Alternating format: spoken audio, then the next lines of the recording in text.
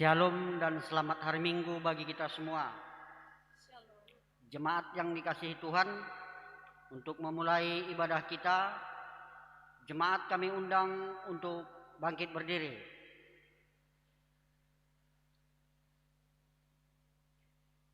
Kita bernyanyi dari Kidung Jemaat nomor 2 ayat 1 dan ayat 2.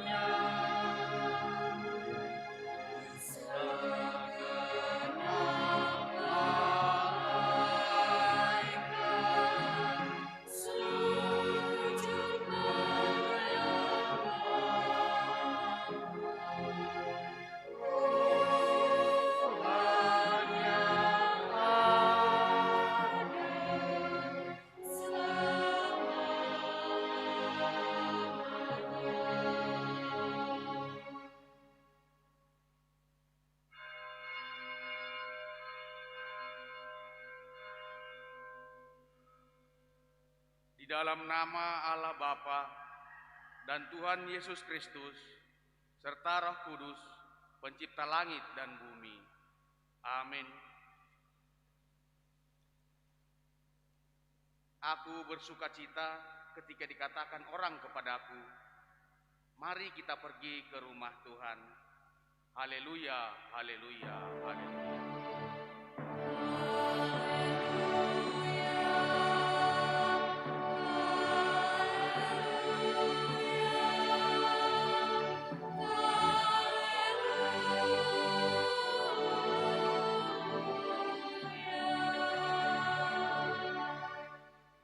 Marilah kita berdoa. Ya Tuhan Allah, Bapa yang penuh kasih sayang, hati kami penuh pujian, jiwa kami bersorak-sorai, datanglah ke hadapan-Mu yang kudus.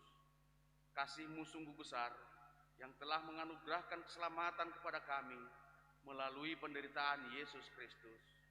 Kami berbakti kepadamu di rumah-Mu yang kudus, selaku umat yang telah Engkau materaikan di dalam darah Yesus.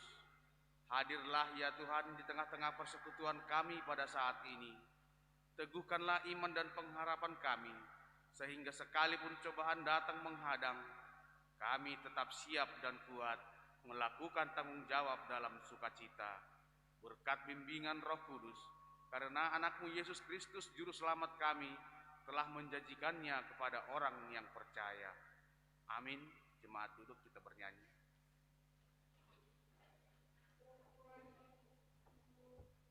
Kita kembali bernyanyi dari Kidung Jemaat nomor 406 ayat 1 sampai dengan ayat 3.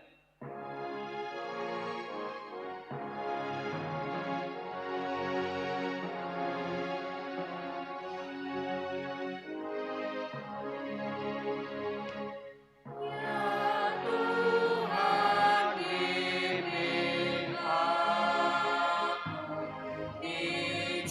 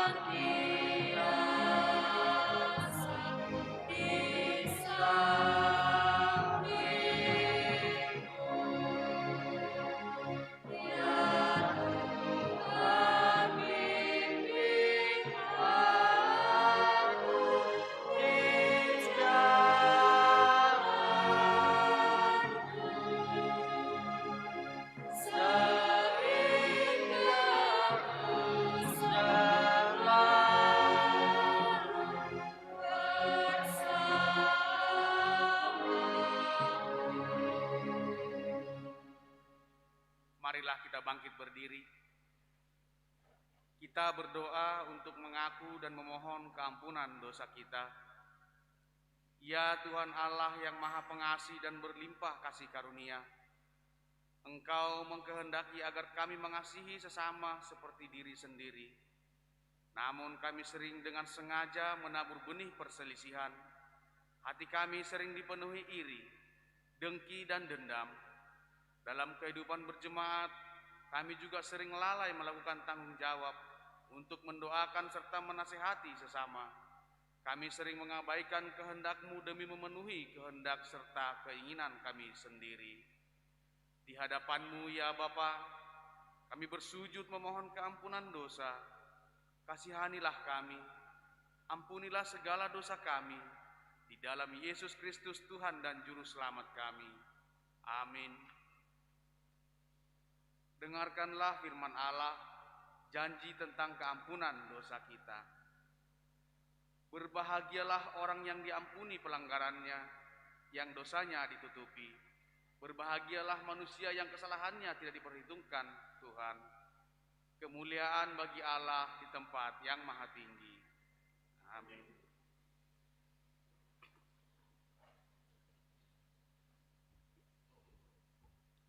Kita bernyanyi dari Kidung Jemaat nomor 36 ayat 1 dan ayat 2.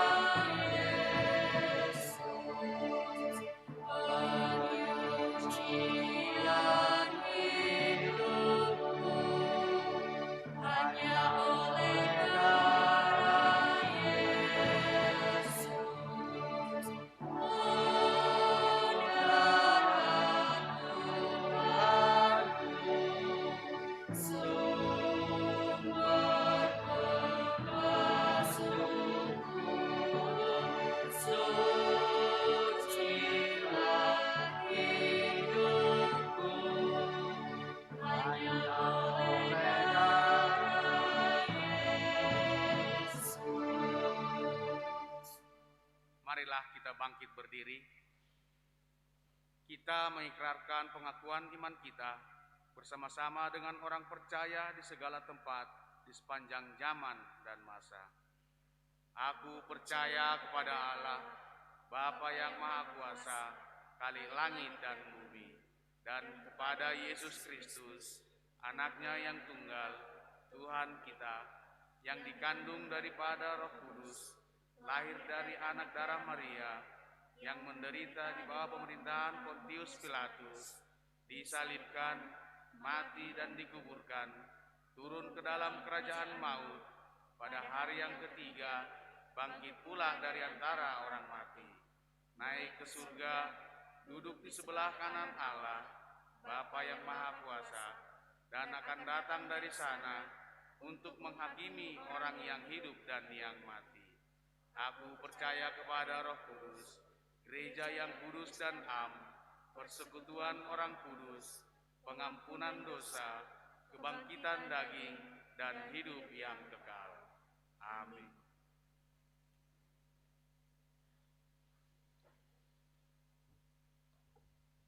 Sebelum kita mendengarkan firman Tuhan, kita angkat pujian dari Kidung Jemaat nomor 39 ayat 1 dan ayat 2.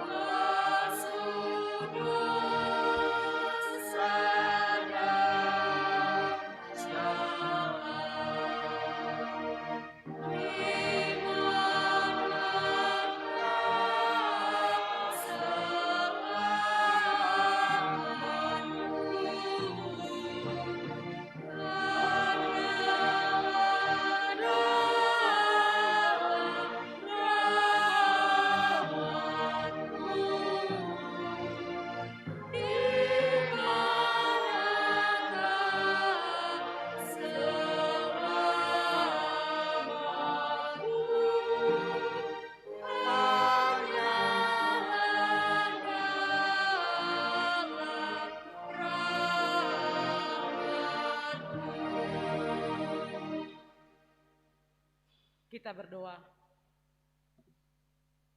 Terpujilah Engkau ya Allah, sumber kehidupan kami, yang penuh kasih karunia, yang selalu nyata dalam perjalanan hidup kami hingga pada saat ini.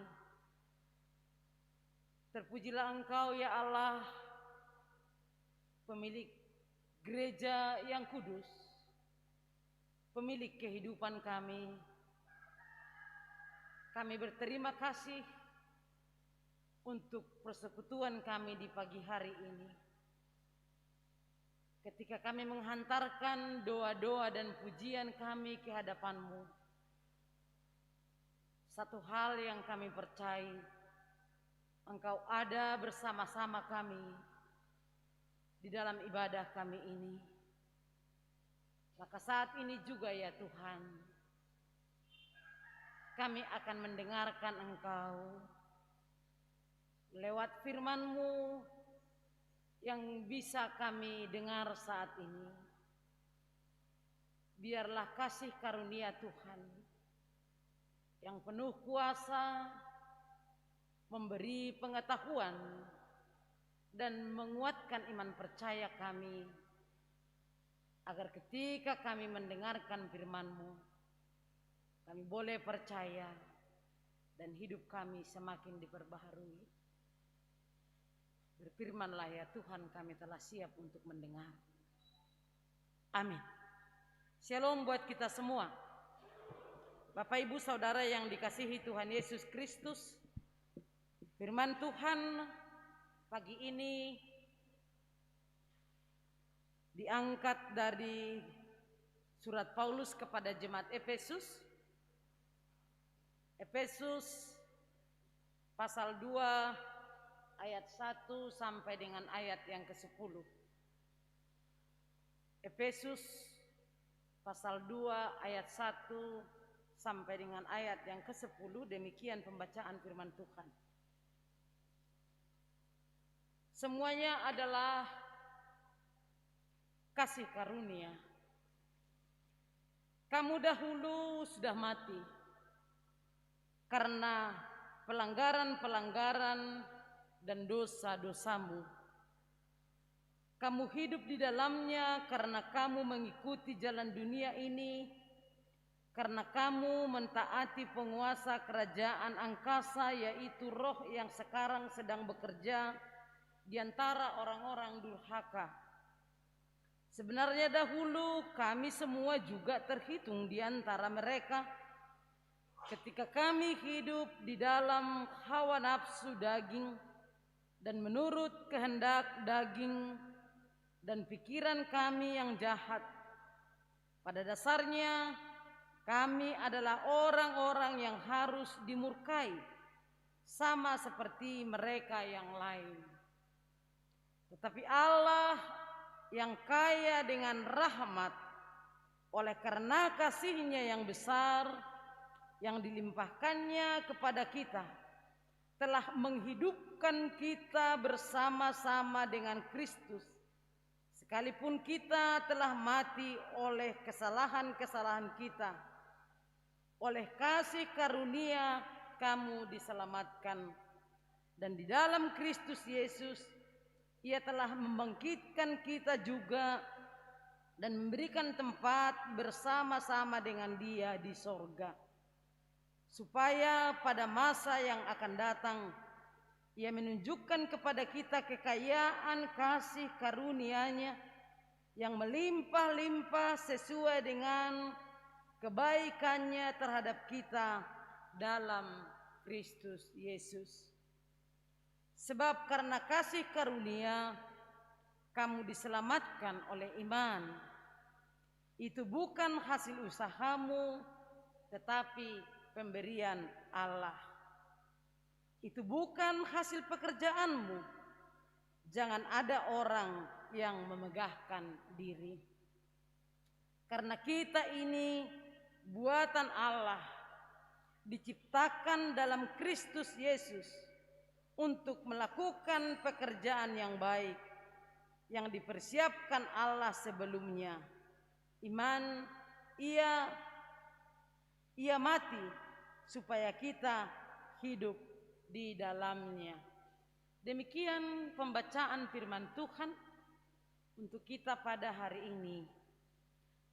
Bapak Ibu jemaat yang dikasihi Tuhan, sebenarnya hidup kita ini seperti koin yang punya dua sisi, dan dua sisi kehidupan kita ini ada sisi gelapnya dan ada sisi terangnya. Tapi satu hal yang kita imani, bahwa sisi gelap itu telah disinari oleh Tuhan. Sisi gelap kehidupan kita yang umumnya itu adalah masa lalu kita, dalam iman percaya kita bahwa sisi gelap itu sudah diterangi oleh Tuhan. Dan ketika Tuhan menerangi sisi gelap kehidupan kita, kita mau disadarkan bahwa Tuhan tidak pernah membiarkan umat-Nya. Tuhan tidak menginginkan ciptaannya itu tetap berada di sisi yang gelap itu. Karena sisi gelap itu akan membawa kita, akan menuntun kita kepada kematian.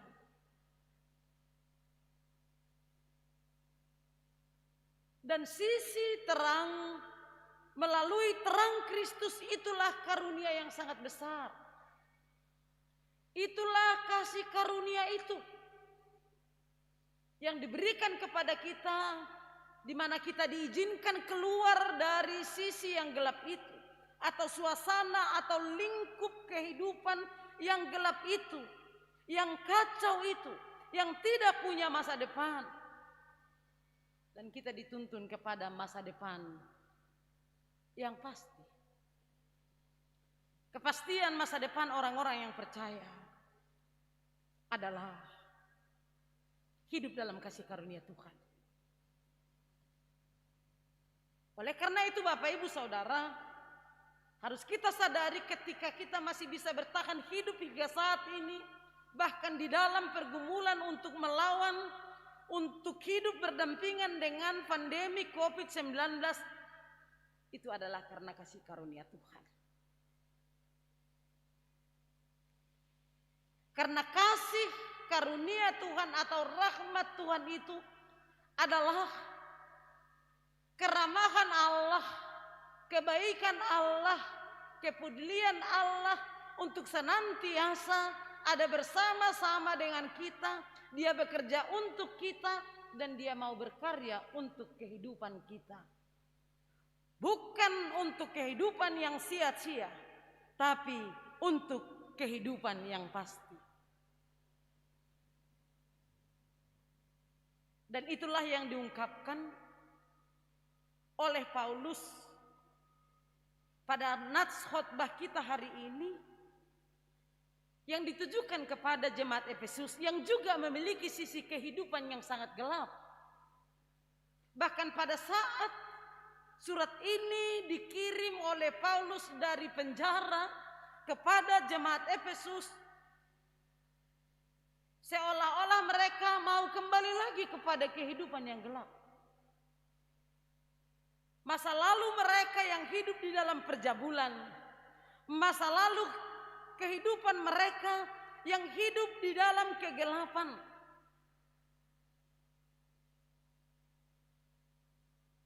Seolah-olah itu mulai terulang kembali.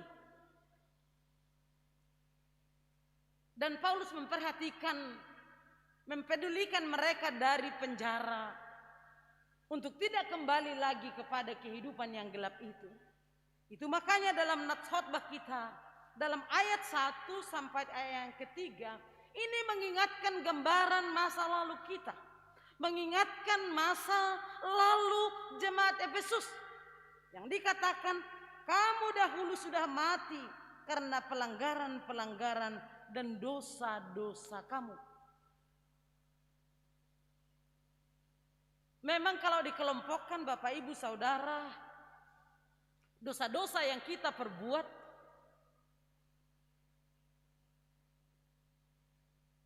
sungguh luar biasa. Dosa-dosa yang kita sudah perbuat di hadapan Tuhan, dan itu sangat berdampak juga negatif kepada saudara-saudara kita, kepada orang-orang di sekitar kita. Paulus mengatakan, sesungguhnya engkau sudah mati karena pelanggaranmu, karena dosa-dosamu. Kamu hidup di dalamnya karena kamu mengikut jalan dunia ini, karena kamu mentaati penguasa kerajaan angkasa, yaitu roh yang sekarang sedang bekerja di antara orang-orang yang durhaka.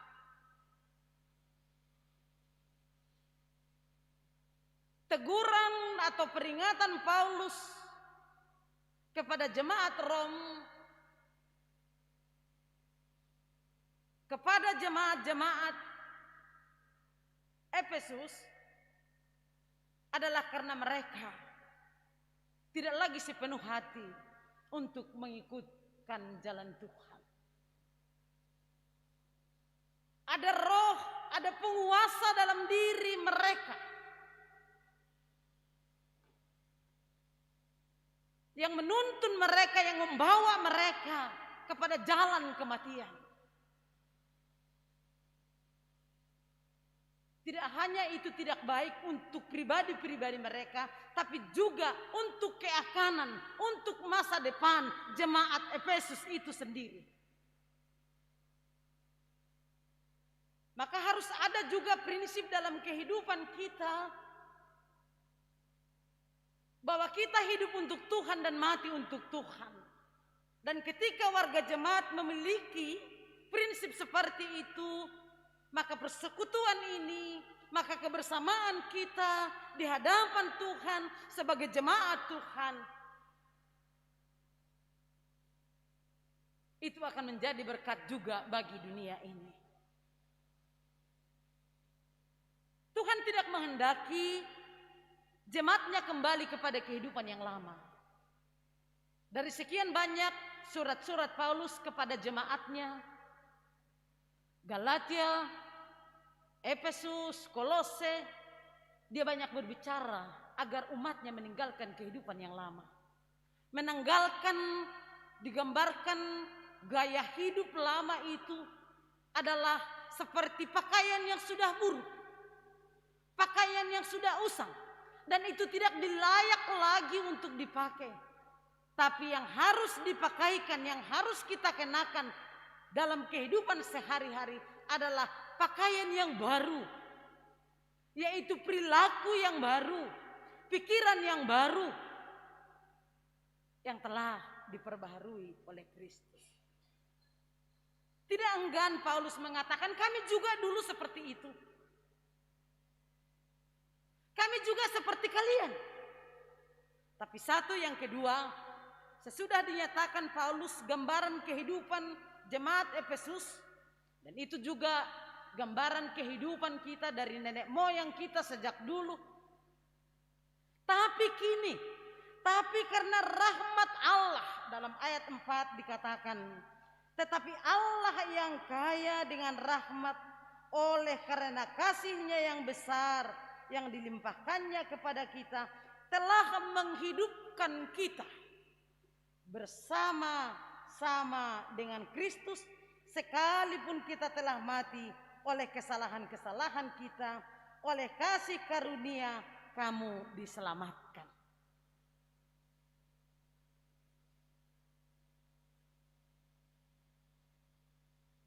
Allah kita di dalam Yesus Kristus, Dia peduli dan Dia tidak akan membiarkan kita hidup di dalam masa lalu kita. Hidup di dalam sisi yang gelap itu. Karena yang gelap itu tidak menghasilkan apa-apa. Karena di dalam sisi yang gelap itu kehidupan kita tidak punya tujuan. Karena di dalam sisi yang gelap itu hidup kita akan kacau. Dan Tuhan mau mengangkat, Tuhan mau menarik kita keluar dari sisi yang gelap itu. Dan itulah gereja yang sebenarnya. Kata gereja adalah eklesia atau igreja, yang berarti jemaat yang dituntun dari kegelapan, yang ditarik dari kegelapan menuju ke dalam terang. Dan itulah hidup kita. Oleh apa? Oleh kasih karunia Allah. Jadi kenapa kita diberikan kasih karunia, dinyatakan kasih karunia-Nya? Karena kita tidak mampu keluar dari kegelapan itu. Karena kita tidak mampu keluar dari kekacauan hidup kita itu. Dan hanya oleh kasih karunia-Nya lah kita boleh keluar. Kita boleh tinggalkan sisi gelap kehidupan kita itu. Dengan segala kekacauannya, dengan segala hawa nafsunya, di dalam kasih karunia Tuhan. Dan dikatakan di sini dalam ayat 4 dicatat, tetapi Allah yang kaya dengan rahmat, yang kaya dengan rahmat. Bapak Ibu Saudara yang dikasihi Tuhan Yesus Kristus, kekayaan Allah di dalam kasih-Nya dan dengan segala berkat-berkat yang Dia miliki, itulah yang membawa kita, yang memulihkan kehidupan kita. Karena orang yang hidup di dalam kegelapan identik dengan kehidupan yang miskin dalam banyak hal. Makanya dalam pengajaran Yesus dikatakan, meskipun kamu memiliki seluruh dunia ini, tapi kalau kamu kehilangan nyawa, apalah artinya? Kekayaan yang kita miliki di muka bumi ini, itu tidak ada artinya kalau kita harus kehilangan nyawa kita. Kehilangan nyawa yang dimaksud di sini, kita tidak punya jaminan dalam kehidupan sekarang, masa yang akan datang, dan kehidupan di akhirat. Kalau kita miskin dari kasih karunia Tuhan, itu adalah karena kita masih hidup di jalan yang tidak benar. Karena kita hidup seperti yang disebut Paulus di sini, hidup dalam roh penguasa angkara murka yang hidup di tengah-tengah orang durhaka. Saudara-saudara, sebagai gereja Tuhan, sebagai warga jemaat, warga Tuhan, tentu kita tidak hidup bersama-sama dengan roh-roh angkara murka itu. Kita tidak hidup bersama-sama dengan roh yang menguasai orang-orang yang durhaka.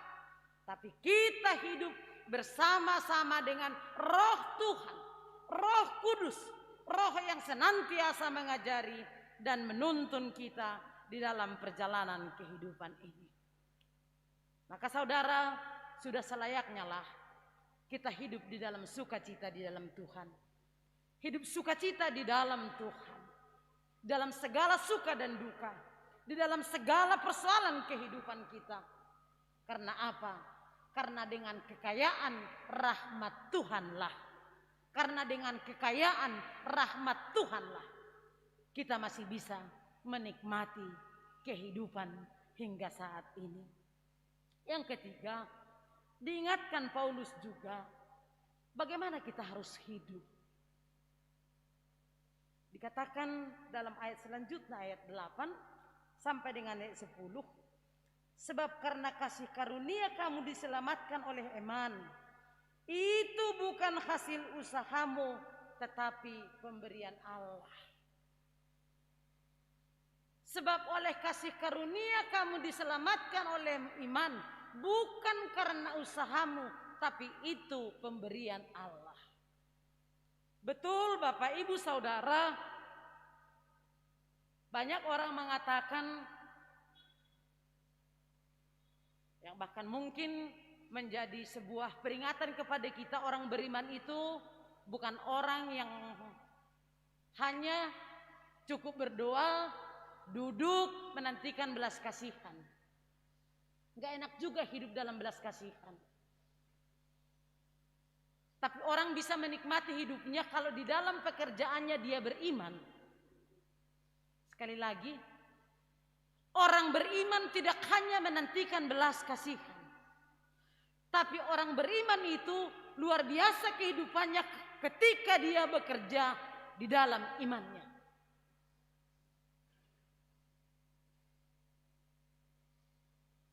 Kalau kita hanya menantikan belas kasihan,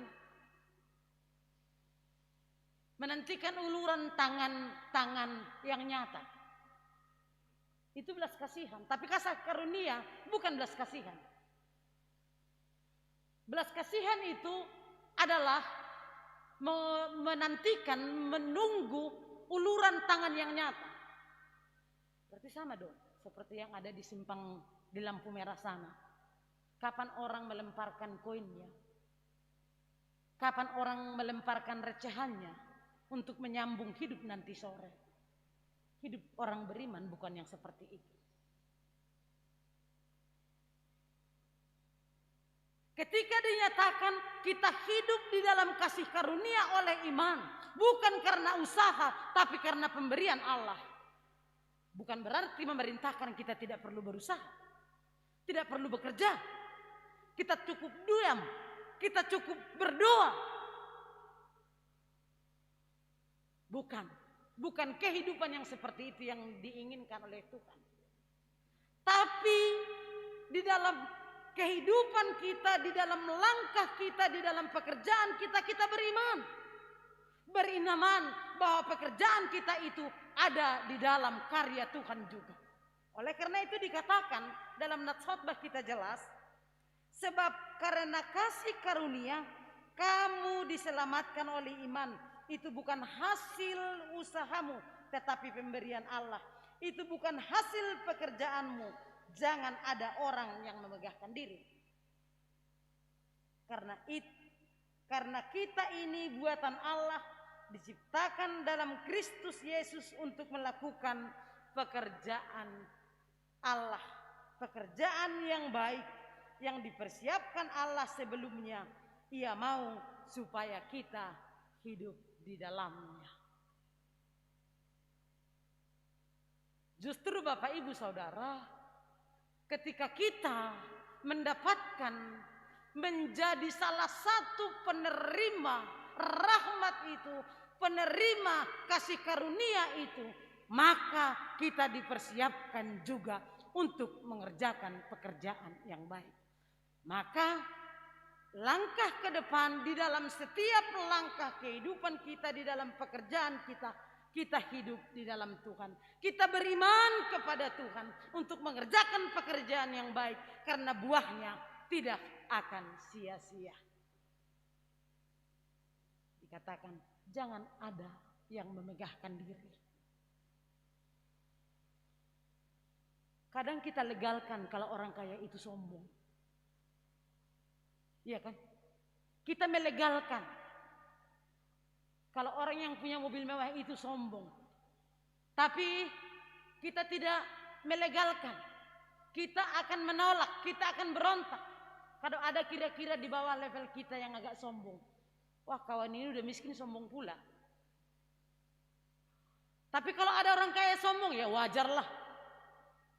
Pantaslah. Kalau dia itu kan sombong, gak apa-apa, orang gak pernah megang tanah. Dia itu gak pernah megang tanah kalau gak terjatuh. Ya pantaslah dia sombong. Kita mengklasifikasikan kesombongan. Kita mengizinkan orang untuk memegahkan diri. Karena ketika kita mengizinkan orang untuk memegahkan diri dengan keberadaannya yang lebih, yang berkecukupan, maka kita akan hidup juga dengan memegahkan diri.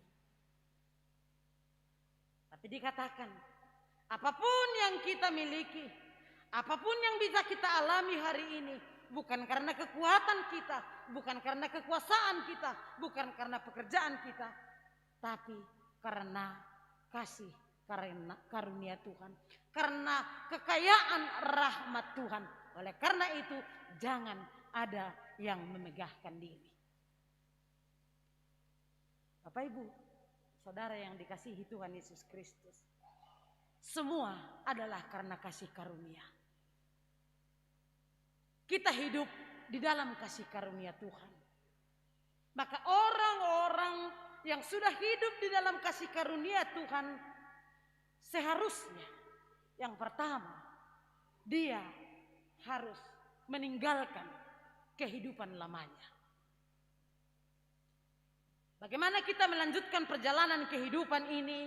Ketika kita sudah mengimani, kita sudah merasakan bahwa hidup kita ini hanya oleh kasih karunia Tuhan, maka kita harus melupakan dan atau meninggalkan sisi gelap kehidupan kita. Jangan lagi bersentuhan dengan sisi gelap kehidupan ini. Karena enggak ada artinya. Itu tidak membuahkan apa-apa. Salah satu contoh adalah peringatan Tuhan Yesus terhadap kemarahan. Dia marah. Adakah di antara kita yang enggak pernah marah? Enggak ada marah di dalam kehidupannya. Mulai dia lahir sampai dia mati. Sisi amarah kehidupan kita ini, itu terus berdampingan dengan kita. Kita marah kalau anak-anak kita kurang baik dalam kelakuannya. Bahkan untuk sesuatu hal yang tidak bersentuhan dengan kita, kita suka marah.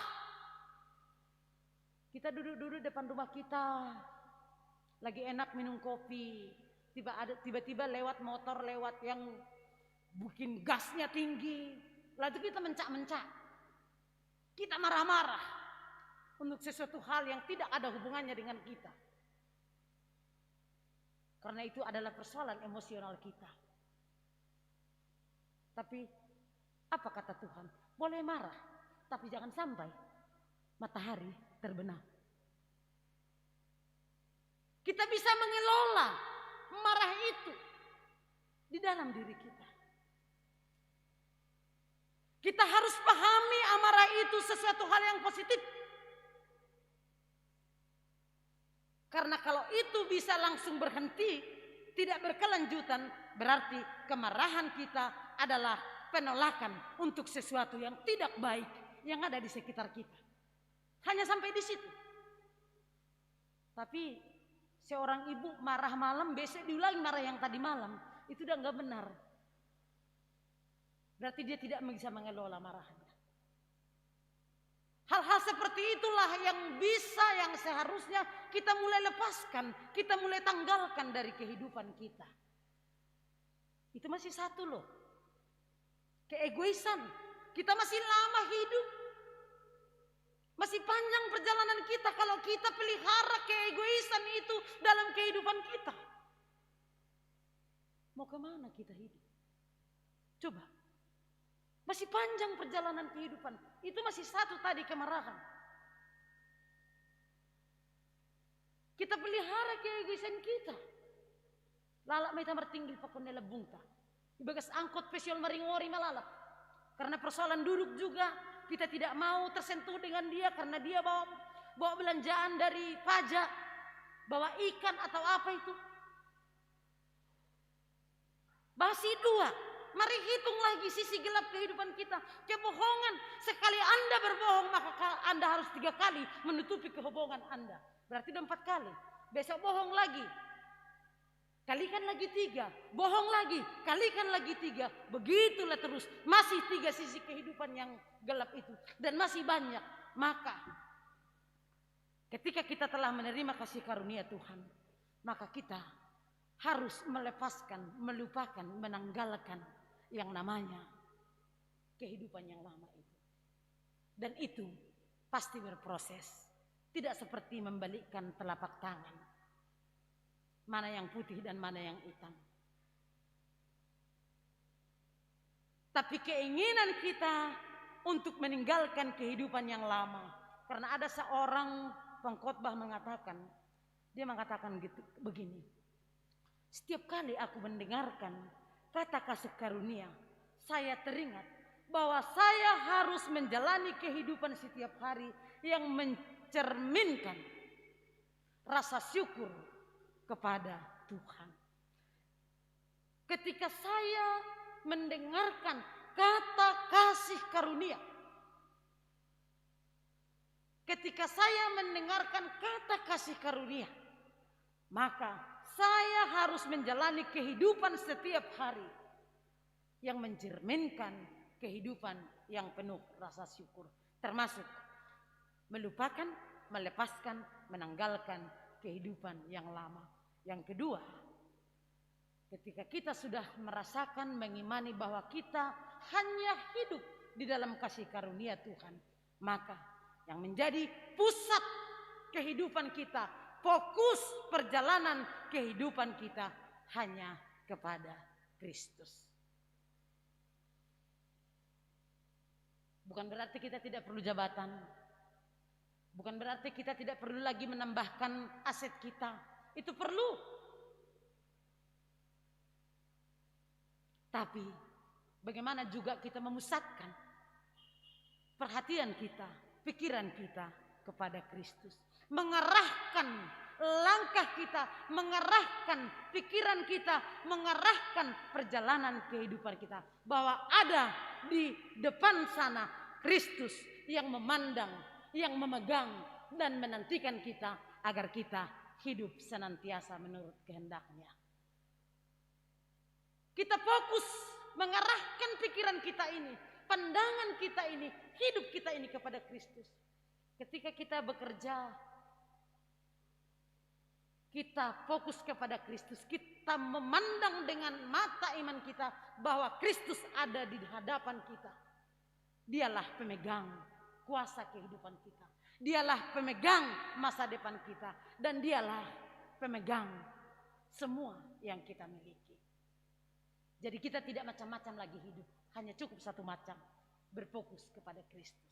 Yang ketiga, ketika kita sudah menerima kasih Kristus, maka kita tidak nyaman ketika kita tidak berdampingan dengan Kristus. Bergaul akrab dengan Kristus. Tetap berkomunikasi dengan Kristus. Bergaul akrab dengan Kristus adalah lewat ibadah, lewat doa, lewat pujian dan penyembahan kita. Puji Tuhan, kalau kita gerah, kalau kita tidak nyaman ketika ada penutupan ibadah, karena salah satu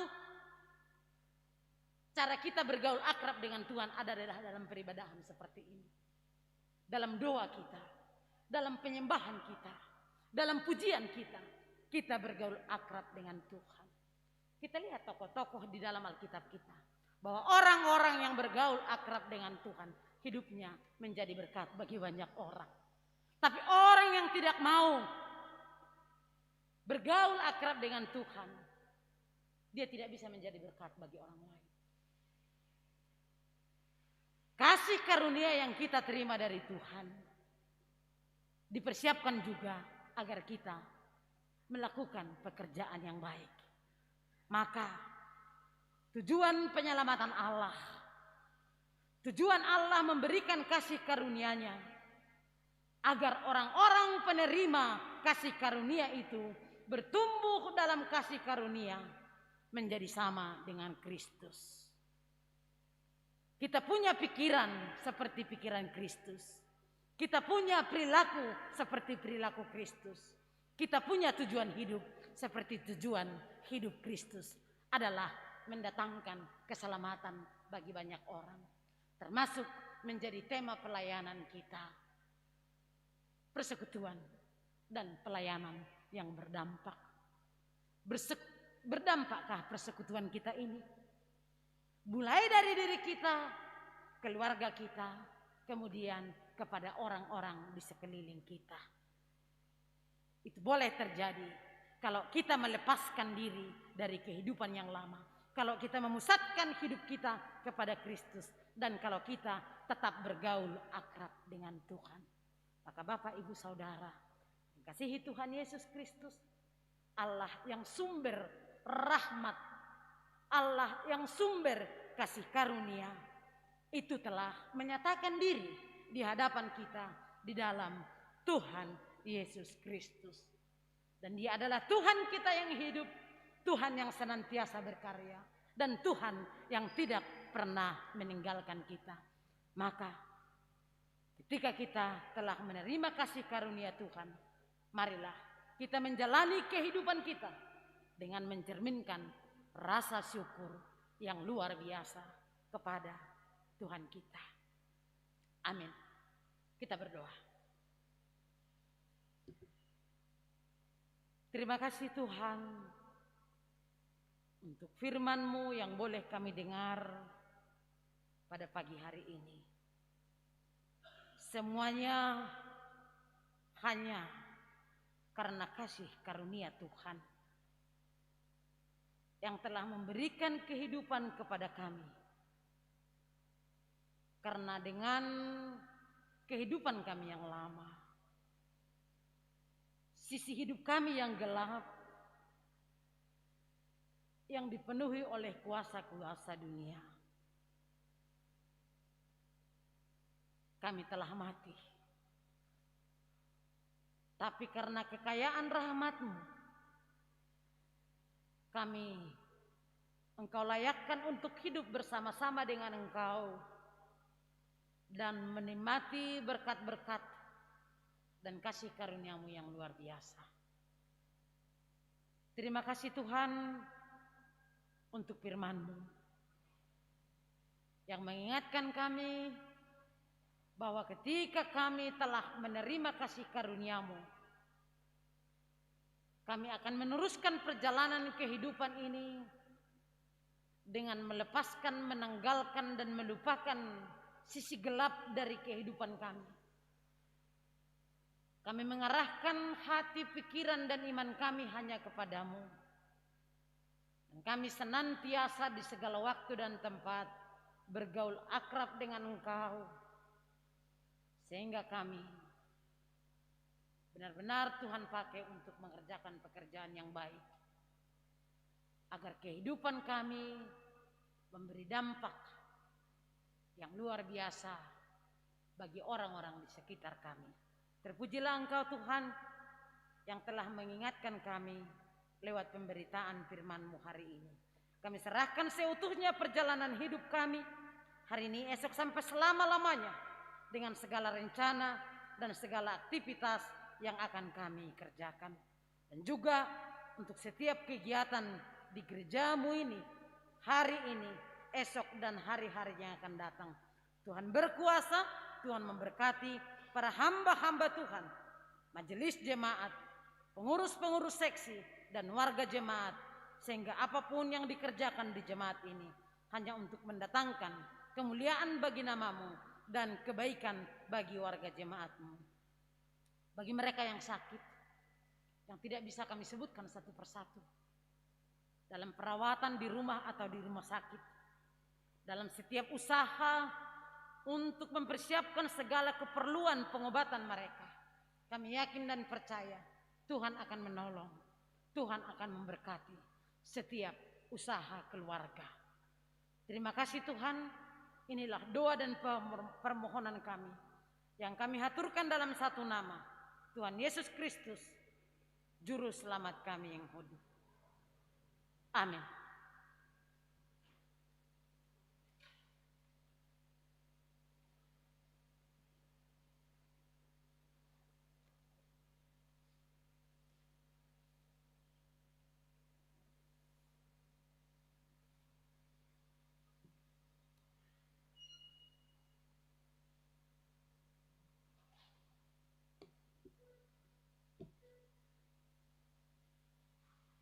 Sebelum kita mengumpulkan persembahan kita akan mendengarkan firman Tuhan yang menjadi dasar bagi kita dalam menyerahkan persembahan kita, yang tertulis di dalam Keluaran 35 ayat 5. Ambillah bagi Tuhan persembahan yang khusus dari barang kepunyaanmu.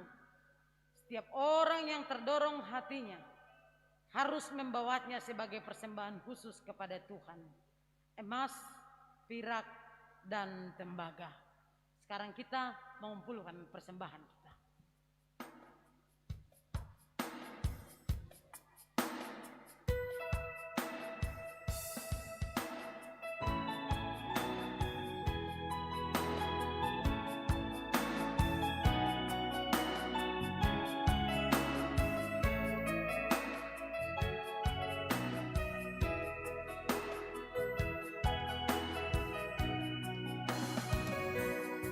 Sering ku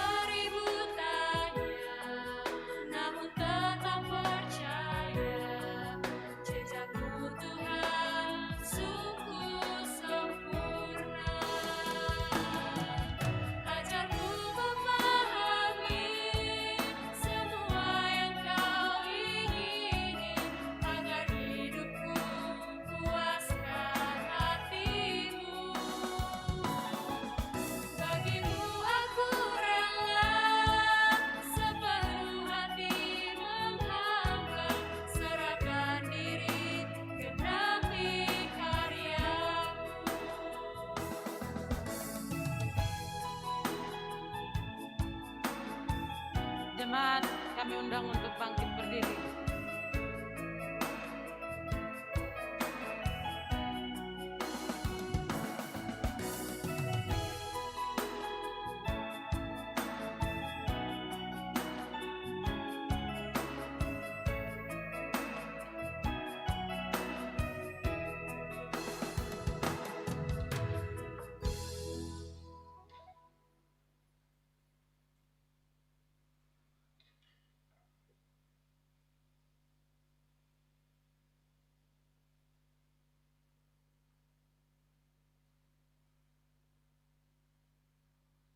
Marilah kita berdoa, menyerahkan persembahan kita kepada Tuhan. Ya Tuhan Allah pemilik segenap kehidupan ini, kami bersyukur kepadamu atas pemeliharaan, tuntunan dan penyertaan-Mu.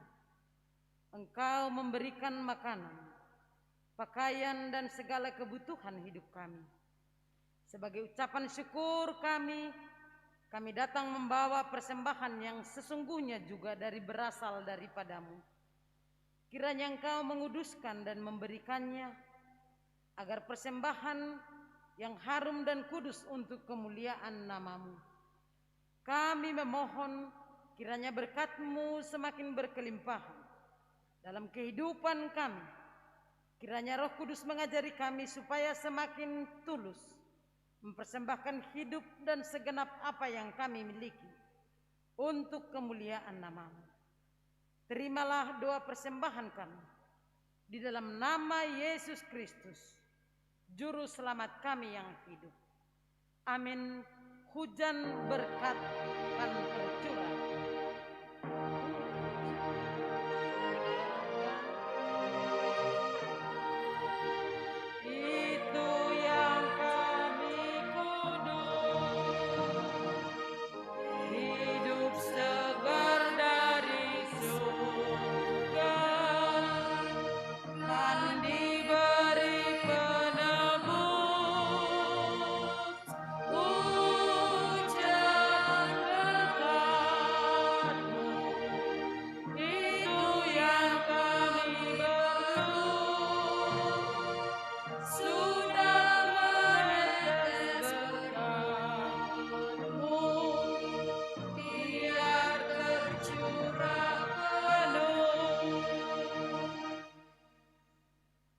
Bapa kami yang di sorga, dikuduskanlah nama-Mu, datanglah kerajaan-Mu, jadilah kehendak-Mu di bumi seperti di sorga.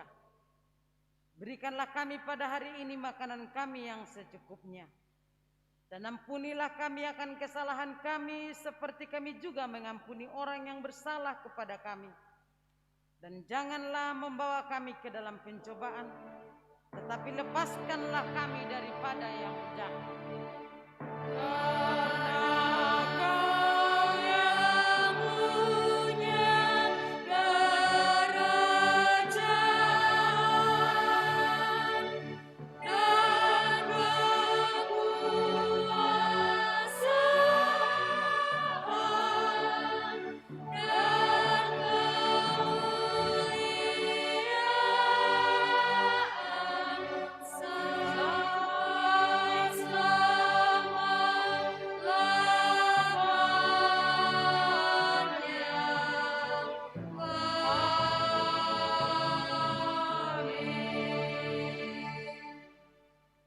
Karena itu pergilah dan jadikanlah semua bangsa murid-Mu, dan baptislah mereka dalam nama Allah Bapa dan Anak dan Roh Kudus, dan ajarlah mereka melakukan segala sesuatu yang telah Kuperintahkan kepada kamu.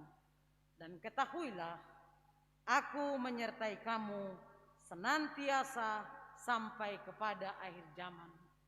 Terimalah berkat Tuhan Allah kita. Tuhan memberkati engkau dan melindungi engkau. Tuhan menyinari engkau dengan wajah-Nya dan memberi engkau kasih karunia. Tuhan menghadapkan wajah-Nya kepadamu dan memberi engkau damai sejahtera. Amin.